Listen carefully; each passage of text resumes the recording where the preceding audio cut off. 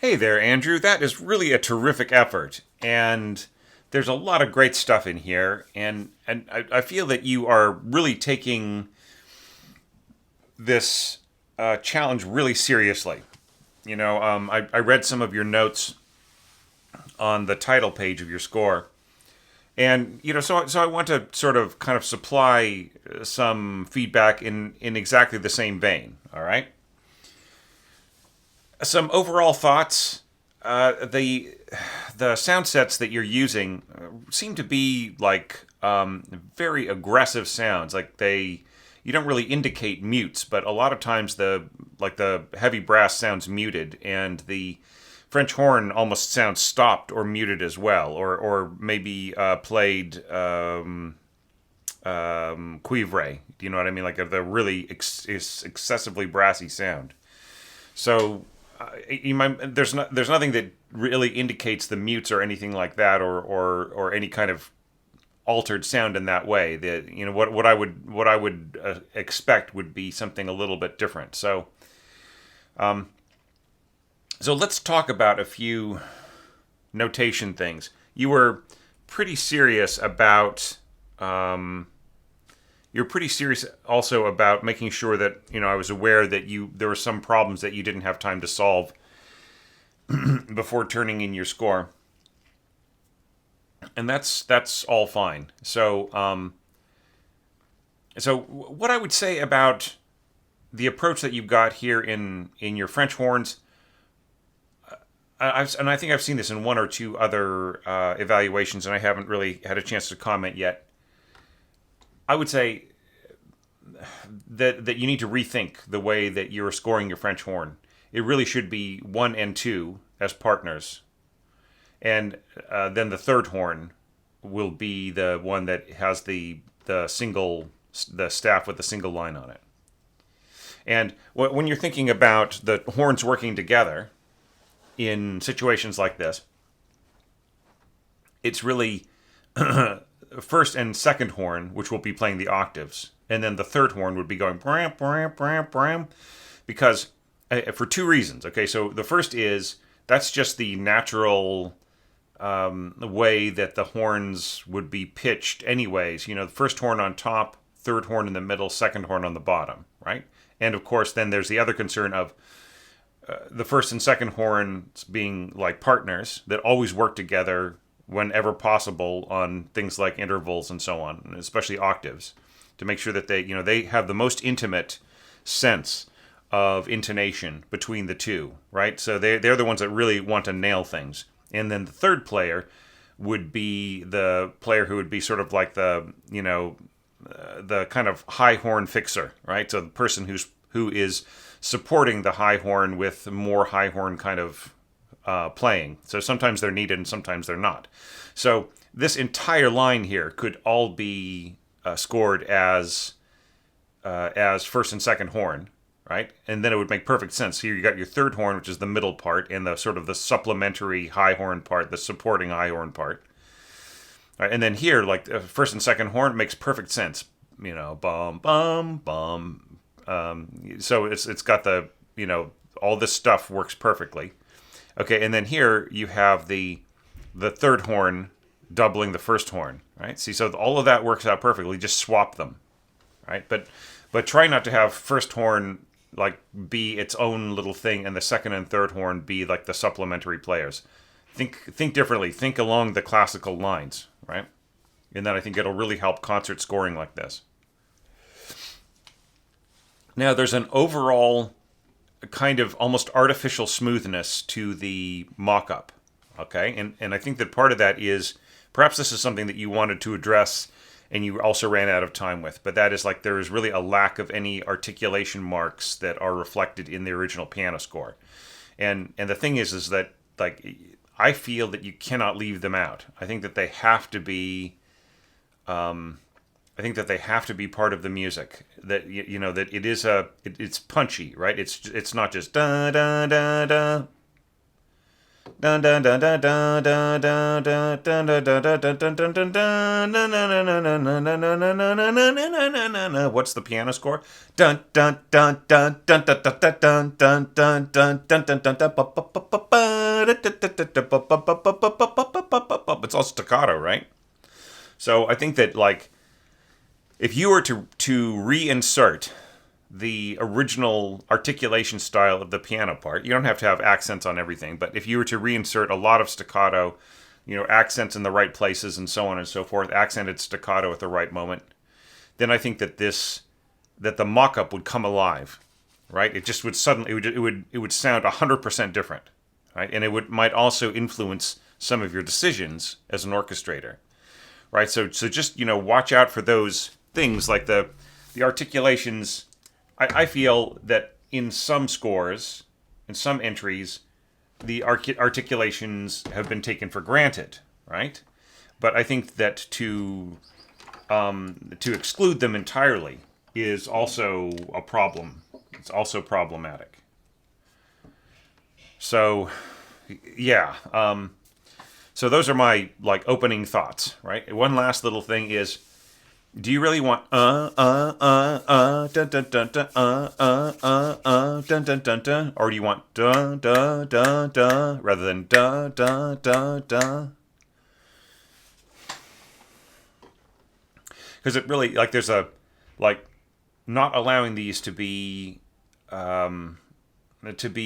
grace notes, right? I feel it also limits, it sort of forces the notes here to be somewhat tenuto, right? When they need to be accented staccato or accents, right? In essence, it's kind of like accented staccato, because if you look at the piano part, you can see that there are rests in the left hand, right? Which is it's almost suggestive of a kind of a leaping kind of a sound or articulation. So yeah, if you restore these to being grace notes, then you can you could put accented staccato on the downbeat, and it could be the same value as the other notes. Just a thought, right? Okay, so now let us apply the evaluation criteria to this very worthy score.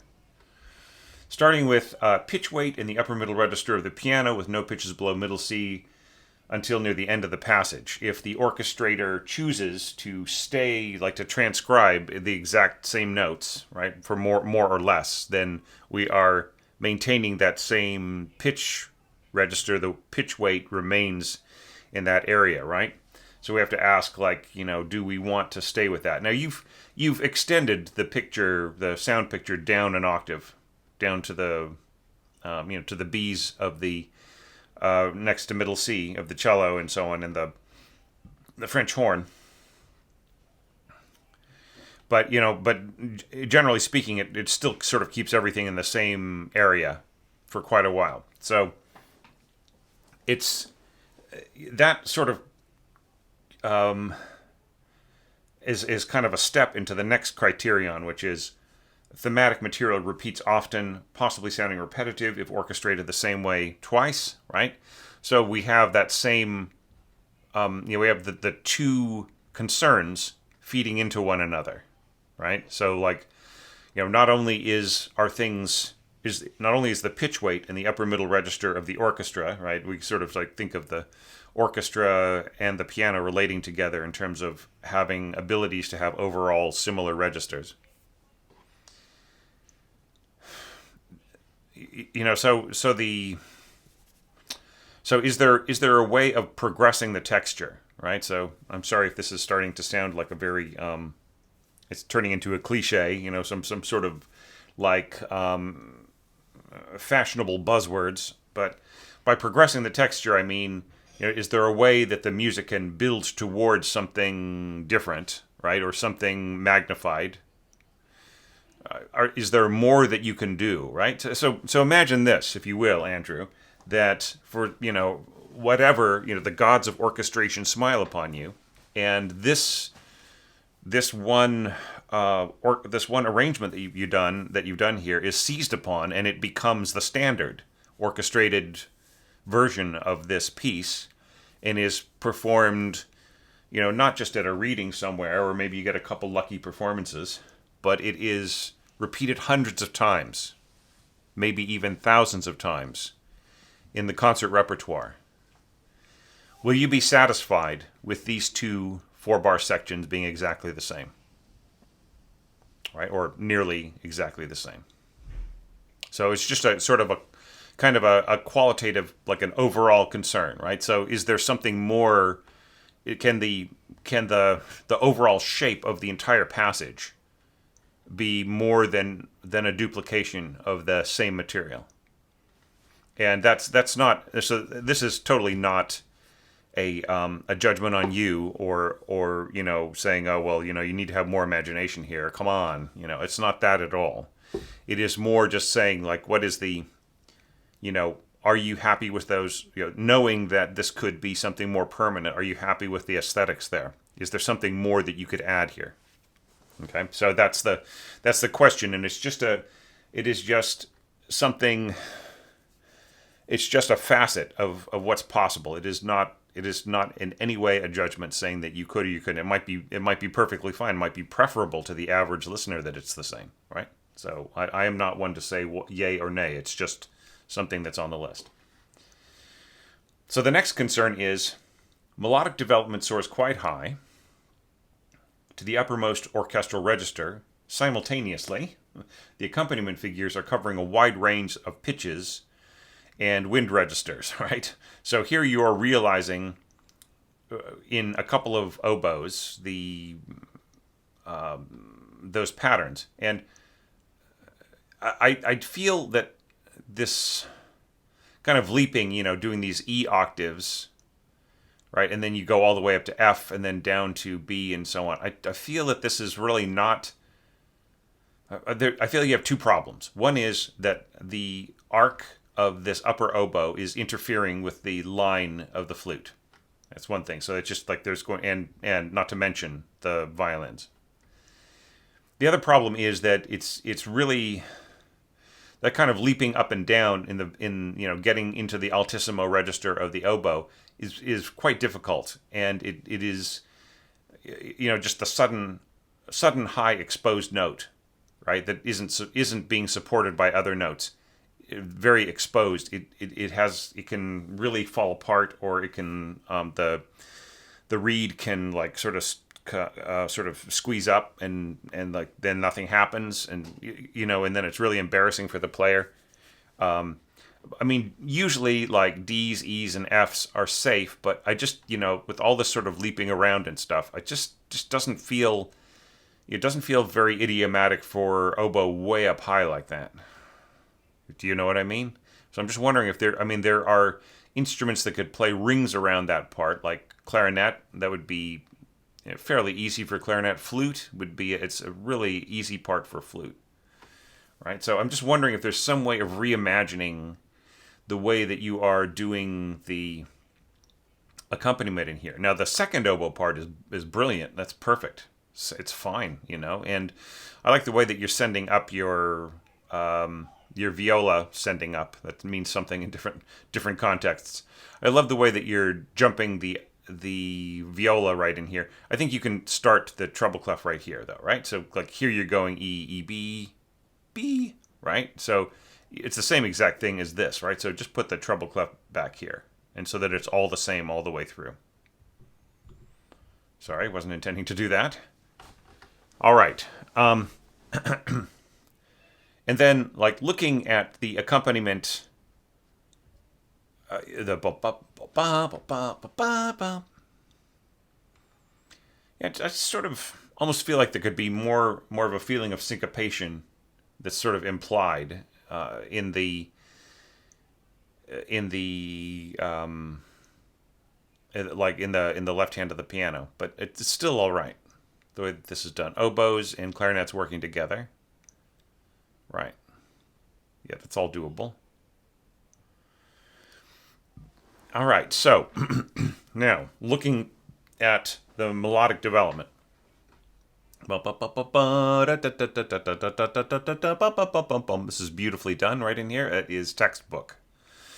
Textbook in the sense of like what is, what we're sort of seeing the average. Well, I don't want to say average. What we're seeing is sort of more the weight of how to accomplish things in this context. And it's true of me too. I did something very, very similar. The way the flute and the piccolo are working together. And then tracking from below, the clarinet, which joins up with the flute, and then the combined overtones of the clarinet, flute, and first violins supply the illusion that the line is going straight up and accompanying, like the strings and the other winds are supporting the piccolo right at its pitch, right, rather than dropping an octave. It's a nice little illusion. And it was something that I saw in the score, and I thought this is going to be perfect, a perfect test. Yeah. Yes, so right in here, like staccato, right? Ba-bum, ba-bum. Right, staccato accent would be really nice. And then the same thing, of course, like the staccato working really, really well. And then, as I've already mentioned, in most of the melody notes. All right, yeah, dun, dun, dun, dun, dun, dun, dun, dun. Here we've got flute working in octaves with below we've got the oboe, clarinet, and first violins. So you have marked the entrances of all the instruments, but like it's just really, I mean, sempre fortissimo. That should, if you just really intend for this entire page to be fortissimo, then the place to say it is right at the beginning, and then you don't have to say it anymore, right? Always fortissimo. Okay, but like the thing about it is that Falla marks sempre fortissimo in the context of the fact that in the previous passage he had a crescendo, right? So, is there any way to reverse your expectations here with your dynamics instead of just throwing in fortissimo all the way through, right? Here you have forte crescendo, right? So just imagine what this is going to be like. Everybody's fortissimo, fortissimo, fortissimo, fortissimo. Dun dun dun dun dun dun dun dun dun. So so it's almost like this full block of fortissimo like this, and then you have a sudden drop, and then you go up to fortissimo again, right? So is there a way of varying things? What if everybody dropped to mezzo forte here? In the French horn was mezzo piano. What if, and then you came back, and then you did a crescendo into the fortissimo again with a progressed texture, bigger scoring. Bam, bam, bam, bam, bam, bam, bam, and then dropped again. Maybe to mezzo forte or softer. Do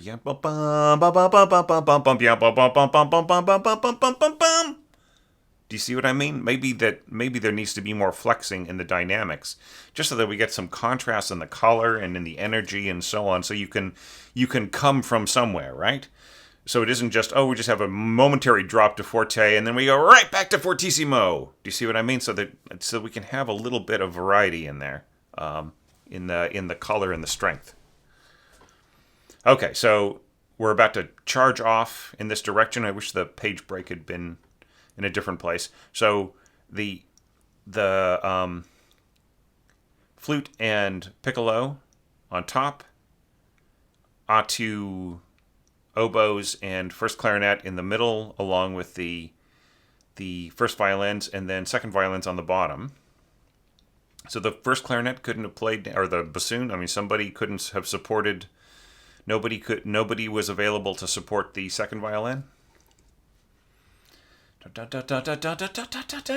So it's nice. The second oboe comes in here to support the second violin part. So here I would say you are flirting with disaster, right? Because you are not only dropping the first flute part, you're also dropping the second oboe part, so you've got this parallel motion. So the sudden strengthening and dropping of the line is going to be really, really audible, right? Is there a way of bringing in, having the second oboe start from the D here or something like that? Is there some way of not having these two moments happen at the same time? And this is really lovely, just running up to the E. It's great. And then, so right in here, what does it say in the piano score? Accents. Bum, bum, bum. They're punching your ear, right? It's a pressure from the bow. Right? And so we're missing that. We're missing the connotation there, right? Of the emphasis. Yeah, and then of course, like what's going on in the left hand there. This could also be expressed as accents or staccato or some other kind of like very lively articulation. Yeah, dun dun dun. Bum bum bum. And then yeah da da da dum bum bum bum bum bum bum bum bum bum bum. Yeah, and I just love the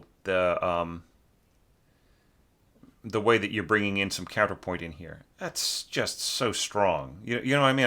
I like for the next for the rest of the hour and a half that I'm going to be sitting here lecturing at you, Andrew. You're going to hear me say a lot of things like this could be fixed. Maybe you left something out there, or what's going on here, and so on. That doesn't mean I think it's a weak score. It means that I'm trying to help you get the most out of your ideas, your conception, right? We're trying to elevate your conception to its highest possible point, which is why I'm here. If you didn't need me, you wouldn't need to send in the score, right? So that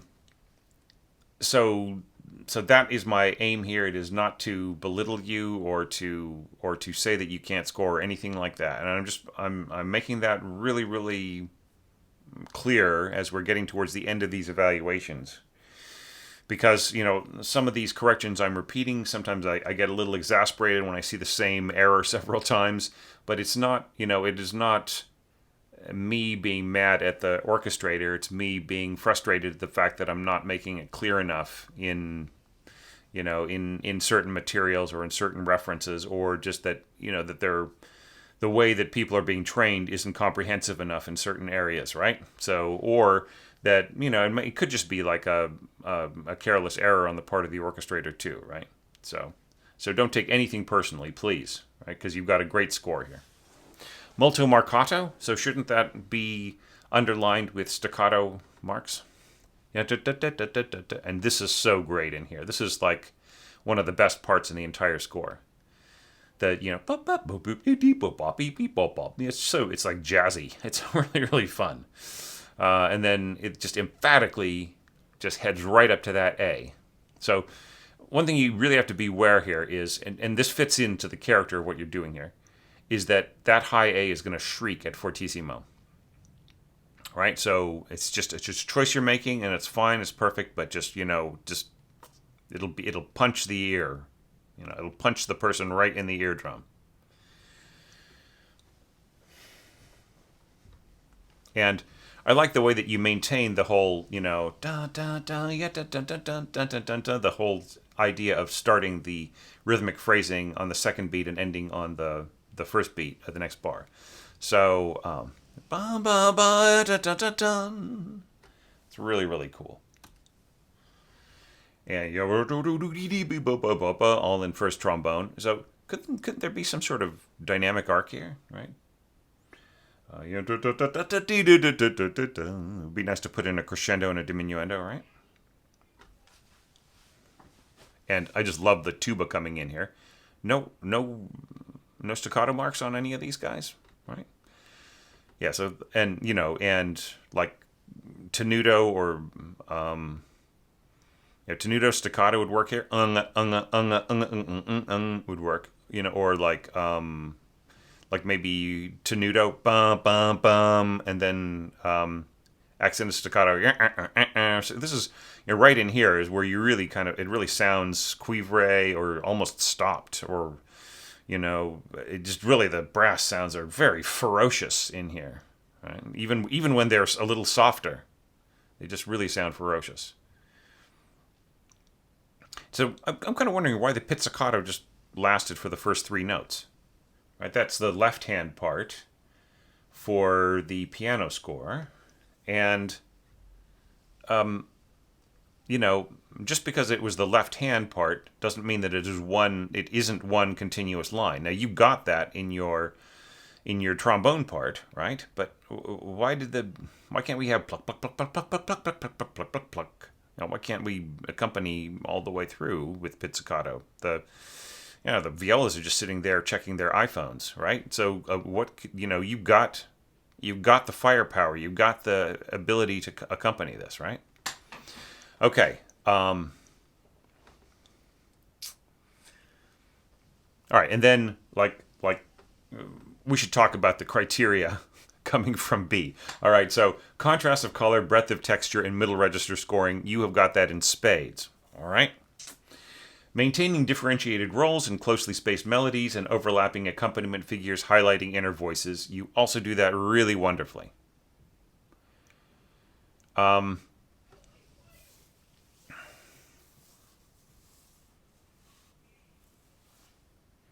Yeah. All right. So just like going back to the whole horn second and third and so on. So imagine, if you will, that this is scored the way that it is. All of this first horn stuff is all great. And then that the third horn is going bah, bah, bah, yeah, dun, dun, dun, dun. And that its part is all that you see in this staff is just the third horn part, forte, right? And it's obviously its own solo. And then the second horn part is up here in this other staff, where it's really clearly visible as a subsidiary part to the third, right? So that you're trading off between your two hot shots in the solo, right? And then you're letting the second play support right in here. See, problem solved. Much more readable. So you might think, well, wait a second, Thomas. What do you mean much more readable? I can read these. I can read these intervals really nicely. Doesn't that make more sense? And I would say no, because the roles are less clear, right? I'm seeing, oh well, these guys are just playing a bunch of intervals. But when I see this solo isolated out, bum bum ba da da da da dun, and then third, da da da ya da da da dun, with the second up in the other staff. So do you see like how I can sort of differentiate those? And like what are the articulation marks here? Accented staccato, right? And then some emphasis, and then just staccato. Bum bum bum bum bum. Oh boy, my cat wants to sit on my lap all of a sudden. I must have said something that sounded like his name. Oh, hang on a second. Okay, so just imagine me with a big black cat sitting in my lap as I continue on with this. So yeah, before I turn the page, just to get back to those criteria, keeping high interjecting notes from sounding too glaringly repetitive. And here you're kind of doing these chirps, right? So like, there is a high E that sort of happens right in here, and you just throw in a little bit of color. That's fine. And then you have the little, you interpret the repeat of that jumping right hand or jumping left hand over the right hand as a second chirp along the same lines. So that's all good. Sounds very, very cool. And yeah, this is great. So I just want to point something out to you, which might change your whole approach here, and that is what is actually happening in the piano score. Is what's happening, right? That line ends in the triplet. The B that comes in over that triplet is the beginning of the melody, right? So this isn't leading to the melody, it's leading to the triplet. yeah, right, which folds into B dun da da. So I feel you're premature in going to sounding written B, sounding E here, right? It really is B, right? Yeah, so it's just a little early coming in with this B, with this written B. Sorry. Now here, this is kind of interesting that you're having the horns work together on those triplets. Like you're having your third horn go bum, and then you have your second horn playing B. Okay, but the thing about it is, by doing this, we're missing the downward curve. You're going ba ba ba ba ba ba ba ba. You know, like we're not really feeling the da da dum, and also you're going B B B, which is actually E, right? So I just really I feel that the whole essence of what's going on in the piano score will just leap out from the orchestral arrangement if you change this to just downward triplets. And I know that's not the easiest thing for the horn player to play, but it's still easy enough, right? It will still work fine. You don't have to compensate for them in a way that obscures the meaning of the music. Ba-da-dum, ba-da-dum, ba-da-dum, ba-da-dum, ba-da-dum. Bum, ba-da-dum, ba-da-dum, ba-da-dum, ba-da-dum, ba-da-dum, ba-da-dum, bum. Right? I just think that I think the triplets are really, really important in there.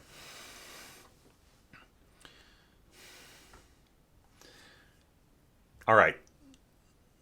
Now, as we are heading forward, right, we've got our dual concerns of keeping the triplets from overwhelming the melodic line, and that's not such a difficult thing because the triplets feel a little suppressed right in here, right?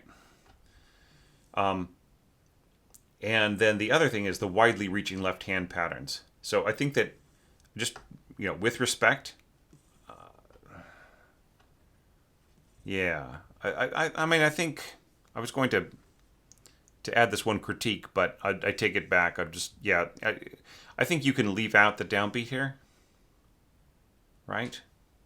Because it's not in the piano part.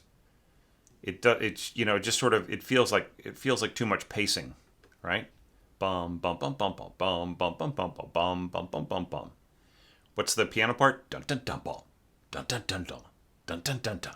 Right? It's just like the downbeat is the melody, right? Da ba ba ba ba da ba ba ba ba da ba ba ba ba da dum. Right? Da da ba ba ba bum. Right? So let the melody be the downbeat. You don't have to supply it in your bassoon. And I notice how you're dividing up the parts here. Honestly speaking, this could be two bassoons for the entire screen. The players know how to sneak breaths. They won't get tired. It'll all be fine, right? And especially if you drop the downbeat, they can breathe whenever they like, right? I just feel that is more true to to what Falla has intends, and of course you have got to put in staccato, right? I mean, you can hear it in the mock-up. The momentum just feels like it is barely pushing forwards, right? It's maintaining the same tempo, but there's almost no punch to it or kick or jump, right? And this is a leaping section, right? The dancers are really going nuts. So, as this passage goes to a close, like you've got all these cool ideas. You've got you're doing this da da da da da da. It's just neat, right? But like with all this inventiveness, have you considered that you could be keeping your textural contours fresh and not too much the same? Could you be trading off the melody note? Could you be shifting the the weight of the color around in any way? Is there anything that you could do to keep this fresh? Because it's, any texture that lasts for 16 bars or 12 bars or whatever in an orchestral, in an orchestral passage, if the thematic material is of enormous interest, then that is great. Then you can, it's the material is what's keeping it fresh. But what's going on here? It really is just ba ba da da da. Then there's a slight change of chord, and so on. Do you know what I mean? It's like it's not really. There's we can shift around the dynamics a little bit, but we're still not getting that. We're not still getting much of a change overall, right? So that's why I'm saying, keeping the textural contours fresh might be a good way to approach some of that problem. And now we get to this section here. Okay, so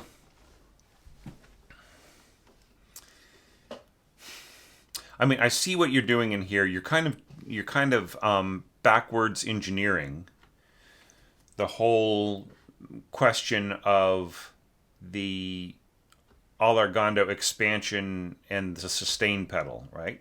So you have the rising line, and instead of tying each note of the rising line forward from other instruments, like having one instrument rise and having other instruments doubling and then coming in and holding on till you get to the end of the bar, so that you're replicating the sound of the sustain pedal, right? So instead of doing that, you are kind of coming from behind at pianissimo and then pushing forward to fortissimo, so you're sort of filling in those sustains as you go. I see what you're doing there, and it's a very cool idea. Just so long as you're willing to just give up that possible quality. Now here, in 3/4 time, I would tie. I would write the beginning of this duration as an eighth note and then tie it to a quarter note, just to be absolutely perfectly clear about what you mean here. So the only thing that worries me is smooth release into the next passage. So is it possible for this to push hugely into, like the way that you've got it here, and then instead of just dropping all these pitches, have what's playing release into a chord here at the end that is like mezzo forte, right? So you have this big push and then release into C, rather than having this blip from horns and lower heavy brass, right? So you have the push, right? Release into a softer chord, right? So that the big peak is before the double bar.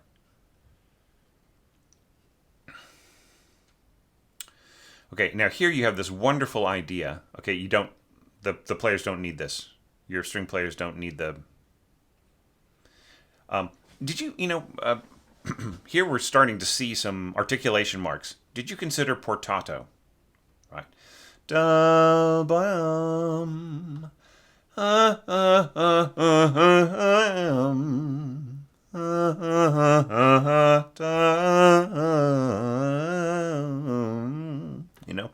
Did you consider slurring across the tenuto marks so you get the sense of a pulsing melody? And also, are you just going to leave it up to the players to decide how they're going to express this line? The pianist has enormous latitude because, they're a soloist and so on, and Falla expects them to have it make sense lyrically and so on. But you have more responsibility as an orchestrator, right? Da, da, da, da, da. Could you have a crescendo and a diminuendo, and then a crescendo here, ba, with portato, right? Ba, dum. All right, so you could have a crescendo and a further crescendo, and then a diminuendo. Then what if like everybody dropped down a little bit, mezzo forte, da, then sudden push, ya, da, da, da, da, da, da, da, da, da, da, da, da. Some slurs, maybe. Because right, the way you've got it is the player, the English horn player is going to go ta ta ta ta ta ta ta ta ta ta ta ta ta ta ta, while these players are going to be da da da da. I'm giving myself a sore throat with all my phony schmaltzy singing along, but you know what I mean, right? But here I would say, yeah, you absolutely do not need an up bow mark right here, because even assuming that the players like we're going to go down, up, down, right? Then they're already going to be going up, down, up, down, up, down, right? So it's really not needed. It's really overkill. As to the accompaniment pattern, that's all nice. It's nice and smooth and so on. Right now we're getting into the concerns of careful treatment of the melodic voice to make it feel authentic to the composer's style. And I don't recall Falla having this particular configuration of violins an octave above English horn, but it works really beautifully. I think that's this is also one of the best things in this arrangement, and a really great idea worth stealing. It really does have that kind of post-romantic kind of a sound to it. Okay, so one thing I want you to think about right in here. Bum ba-dum. Then what happens? You go.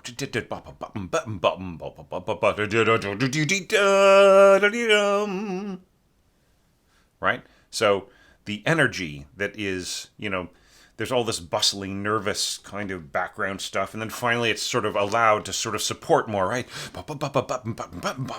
Right? It's very, very, so like, don't slur, staccato, right?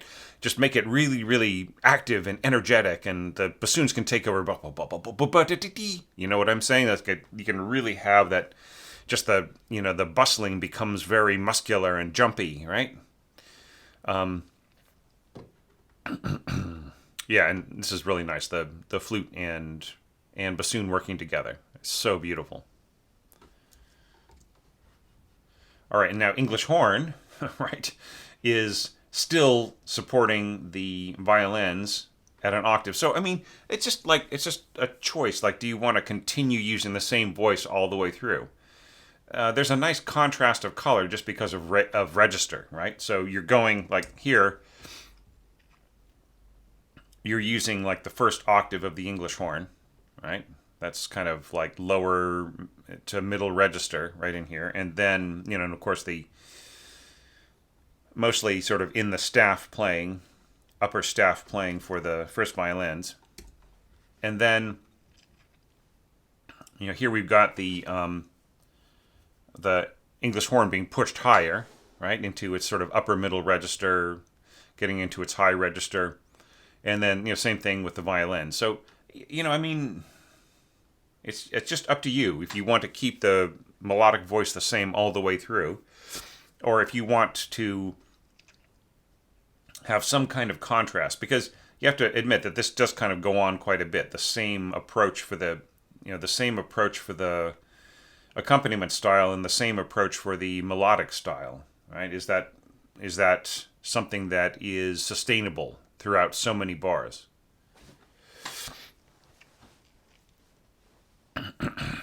Now, we're getting to this place right in here, and it looks like you may not have used my template or the general suggestions that were taken from observation of the piano part, right? So here's where I feel that it affects your score. It puts your score at a disadvantage. Not to be unfriendly or too critical about it, but so what is going on in the piano interpretation? Da da da da da da da da. So most pianists like start to slow down a little bit, poco rallentando, and then even more. Da da da da da, which is a bit of an echo, and then poco animato, da da da da da da da, increasing the dynamic, bum bum bum bum bum bum bum bum bum bum bum bum bum, ha ha, right? So I'm kind of missing that sort of push and pull on the tempo there that really gives a lot of meaning to the scoring, right? And then here you're supplying tenuto marks. So like zoom, zoom, zoom, right? Is that what you want, or do you want I think it's it's like it's meant to be. It's not meant. I don't think it's meant to be long bows. It's meant to be emphatic bows, right? Just a dig at the beginning of each note, right? As opposed to zoom, zoom, zoom, right? So that's what you get with a tenuto mark. You get the zooming bow, right?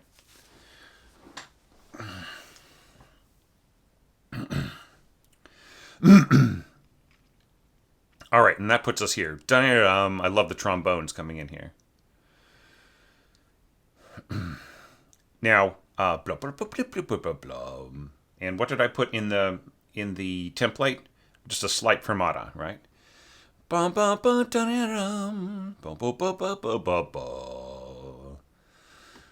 Right, which is it's even a little bit more like even a slight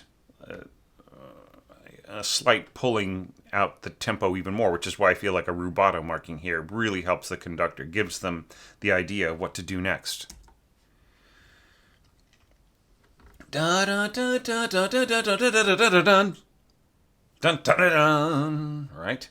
Poco affrettando, and then here at the poco affrettando and the agitato, from what I could tell, you didn't really change the tempo at all, right? So, and then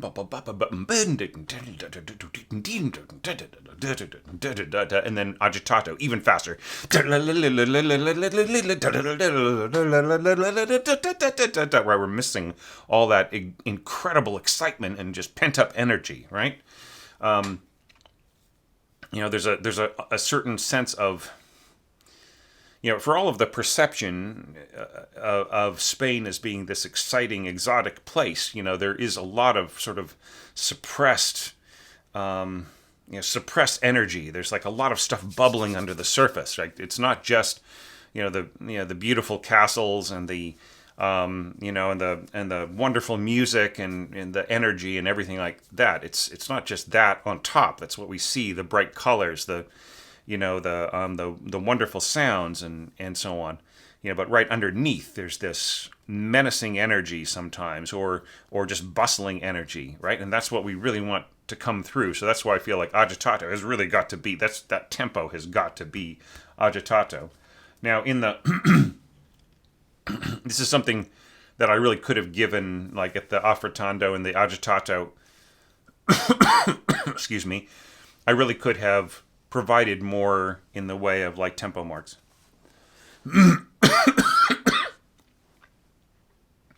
So, yeah. Aside from those little cautions, it's kind of fun, these little bits and pieces coming in higher and so on. And that, just these slightly guarded brass right in here, the trombones and the horns. Once again, so much more readable to see the second horn on this C and then the D in second voice below the first, the tie in the first, and then the third horn on the E and the F. Right. Poco rallentando, right? Bum. Più meno a poco rubato, 132. Right? Da da da ba ba ba ba. Da da ba ba ba ba ba. It's just so nice. And you're scoring in here, right? Now here, like all this stuff, that is for you to score orchestrally. Right? That this is sort of almost a general comment originally to the pianist of what to do with like the full, all of their hands, their fingers working together, pushing towards this massive expansion, right? So these little notes here are for the orchestrator, I feel, in an orchestral situation. So, you are going to augment things gradually, and you are going to provide the expansion, right? And then the orchestra will fulfill your designs, rather than kind of telling your tuba player, "Hey, I want you to augment this gradually, all the way to the fortissimo." And it's like, yeah, okay. I mean, I see I see the crescendo mark, and I'm watching the conductor, right? And yeah, that's all they need. Right? They don't need all this other stuff.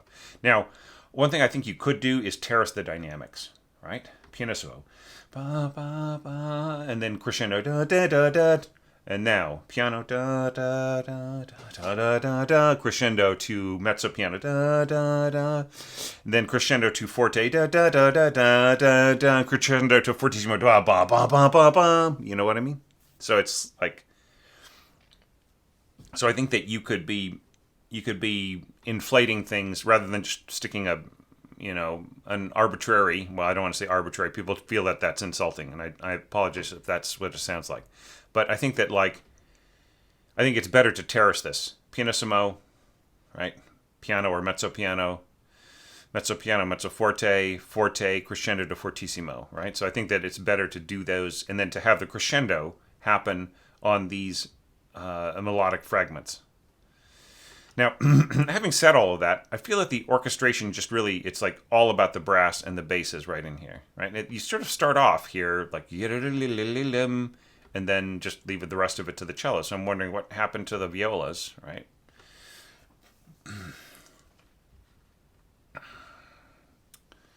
Anyway, whatever was intended in there, it's fine to just have the cellos in there.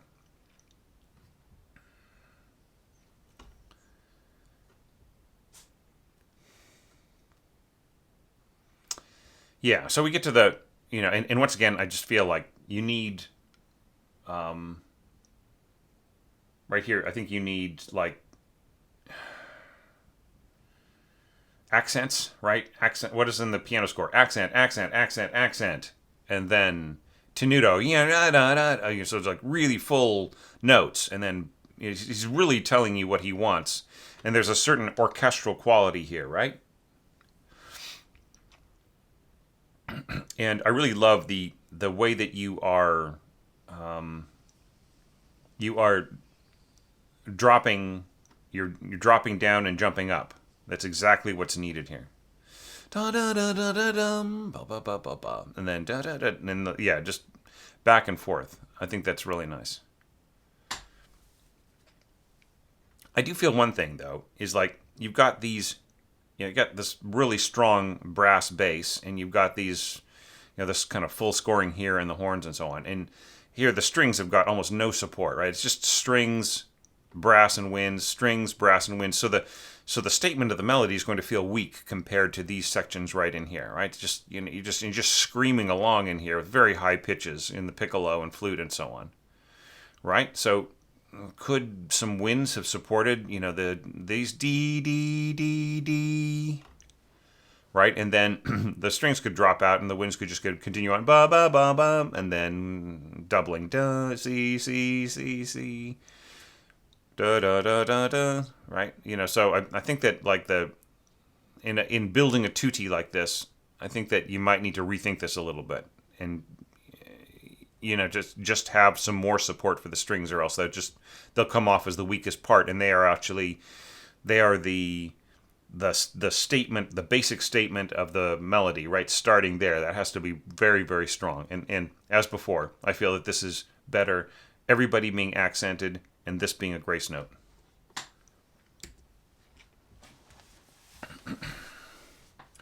Right, and then, as things get bigger, ba ba ba da da da da da da, there's no wind doubling here. So yeah, just this solid, grinding trombone bass down in here, second, third, and tuba kind of playing right in here, is going to be just so immensely powerful that the melody above it is going to feel feeble, right? So you have to have some kind of support. Now here you're kind of pushing your cellos higher and higher, and if you brought in winds to support some of what's going on here, then the cellos would be free to double the double basses at an octave, right? And kind of keep this more string-like, and rather than just being exclusively the sound of the brass is going to be so powerful here, right? And the bassoons are also doing nothing, right? They could be supporting the just the natural line of the double basses and the cellos if you were to bring them in, supporting at the octave. All right, and then right in here, once again, the nuances of tempo, like what do the pianists do here? It's like once they get to here, it just really becomes this huge rallentando. Da da da da bum bum bum bum bum bum.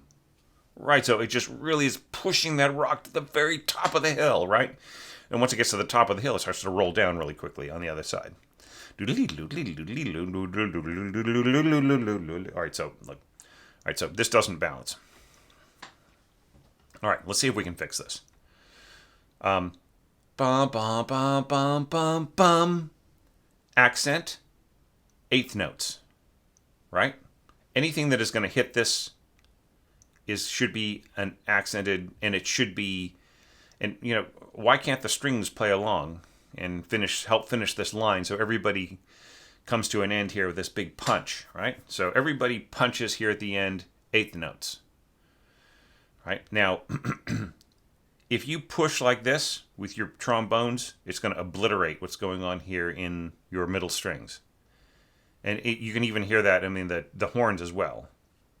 Right? And then the push here of the oboes and clarinets and stuff. And we're getting that same effect, right? So I would say crescendo to forte, right? You can leave this fortissimo. It does not have to be triple F. But yeah, just, so forte, horns, crescendo to forte, fortissimo strings. If there was some way of doubling some of this, even if we were just like ba ba ba ba ba ba in English horn or some other instrument, right? Just to give it some more stabilization against this brass, like this, because the strings against the brass, the strings are always going to lose hugely, right? And marking them up to triple forte is not going to make any difference.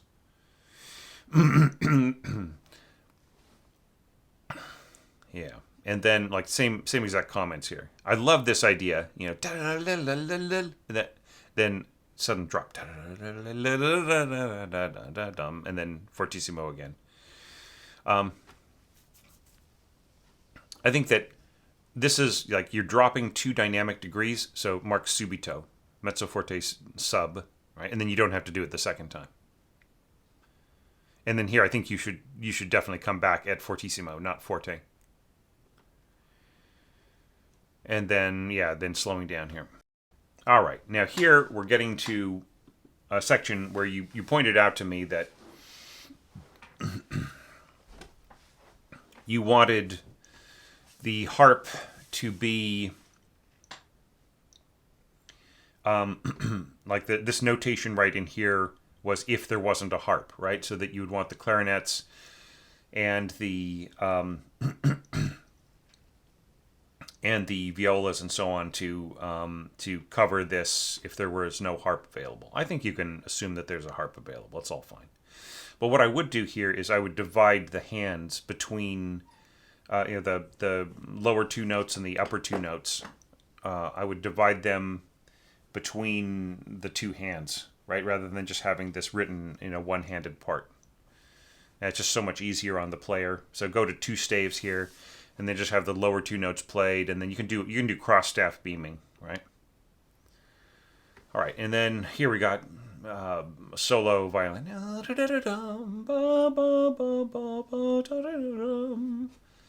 Yeah, so any nuances for me, right? You could also, like as I said before, portato. You could be applying it here. You do not need the up bow marks at all.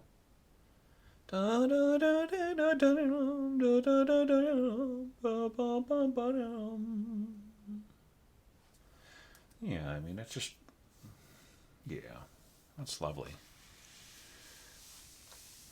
I almost feel like this is premature, right? And maybe it works for the piano part, but like for the violin part, couldn't we have like a big push and then diminuendo, right? So it's like, so let's say we're at piano solo, okay? So piano crescendo to sort of mezzo piano, mezzo forte, diminuendo, and then here's where the stepping down happens, right? So you're pushing forward, so just sort of assuming by the time you get to the end of the hairpin here that you're still at piano, right? And then you could say poco dim here, and then pianissimo. Da, da, da, da, and then here I would say piano. Da, da, da, da, da, da, da, da, da. Ba, ba, da, da, da, da. You don't need the up bow mark here. Right. Okay. Yeah, so that's all good. I think that there are some wrong notes that you need to proofread and check, but there's no need to go to belabor the point or go into it or anything like that. And then, we're back to kind of like A Phrygian.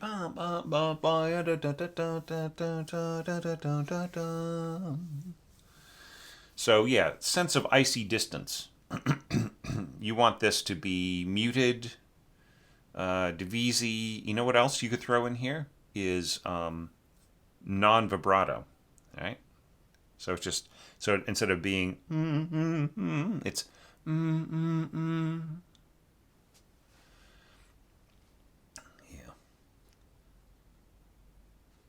Okay.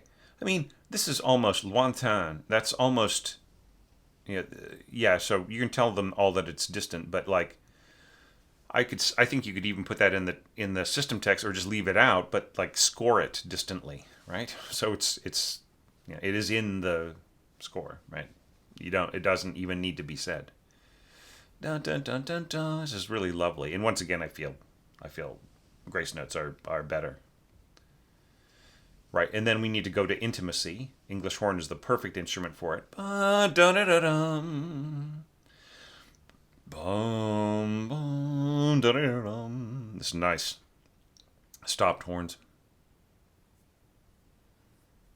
Yeah, see, you know what? First and second, not second and third, right? See, you'd say, well, it's low horns, right? No, no, no, no, no, no.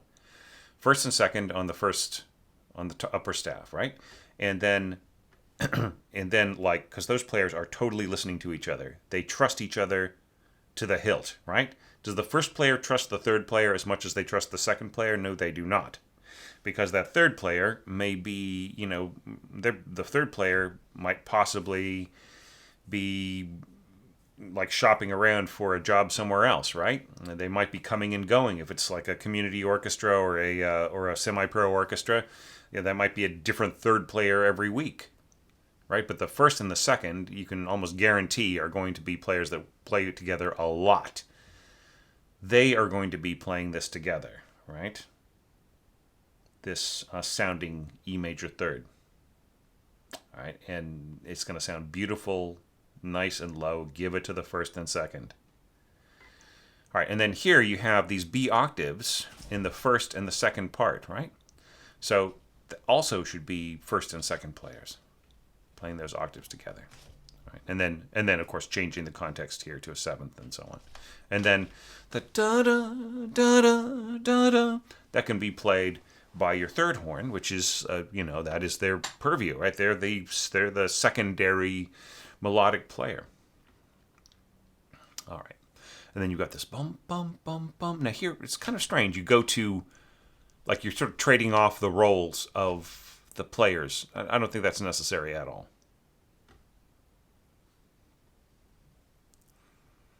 Yeah. But it certainly is a place where having the lower line staccato would really make a big difference. Yeah. And just very, very discreet the way it comes to an end. It's neat. Like you're withholding the pizzicato here throughout this entire passage, and then you throw some in, and it really has a beautiful, significant sound. All right. And then you end here really nicely. Ba-bum. And you have the sounding E here on a stopped horn. I just really miss there. If you were to score this like the way that it's scored in the piano, it wouldn't just be an E here. There'd be an E above it, right? Maybe played by clarinet or something. So I don't think that a single E below is enough to balance the harmony here. And if you're going to be actually having the C sharp octaves scored like this, yeah, I mean, I think oboe played very softly is the way to go. Here we're getting to really, really, really soft dynamics, and I'll review my approach to soft dynamics in a second. But before I do that, I just want to point out one thing, and that is what happens in the piano part when the pianist is playing. They put their foot down on the pedal here, and they hold it to the end of the piece. So, da-dum, this keeps on going, and it keeps on going, and it keeps on going, and it keeps on going. And then you add this boom on top of it, right? So don't cut it off, right? I would say, have another clarinet player come in and play this note down here. So just keep the sound of, your of your E octave and your B octave continuing on through the end, right? And then all of these nice harmonics and so on, muted strings, just add to the chord. So it just is this beautiful hanging, the radiance from that chord will be beautiful if all of the instruments continue to sustain throughout. All right. So just a little bit of a guide on, what is, how to think about extreme dynamics. All right. So pianissimo is extra soft. Okay.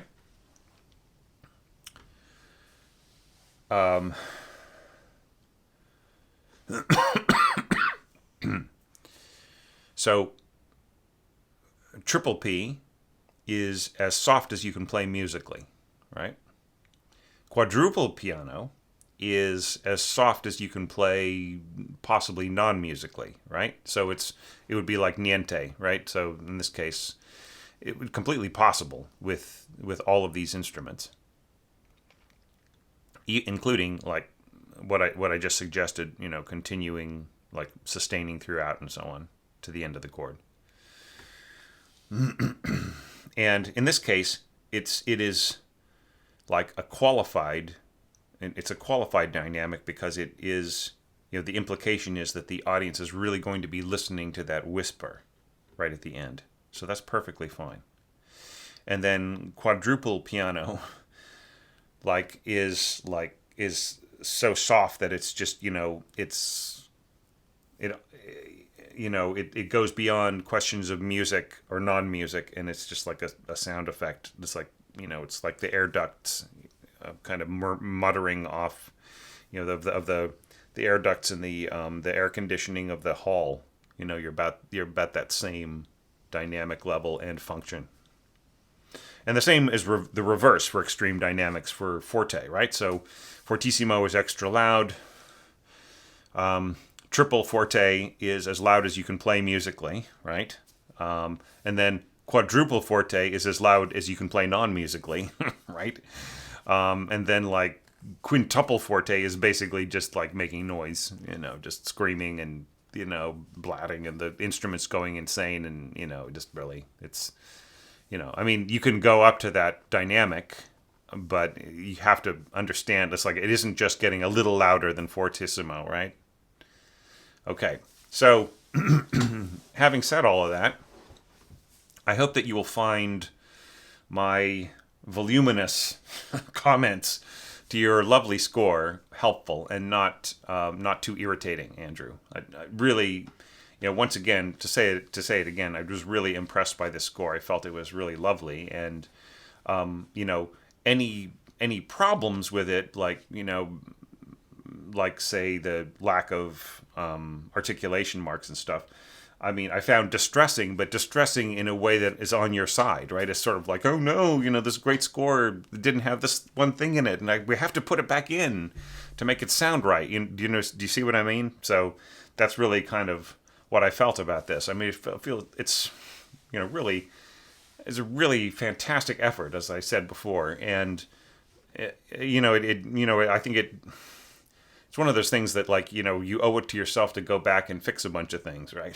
Or even just have like a version 2 of it and add a few of my, like, just take a few passages from version 2, and try some of my suggestions and see whether or not that improves the feel and the sound of the score, right?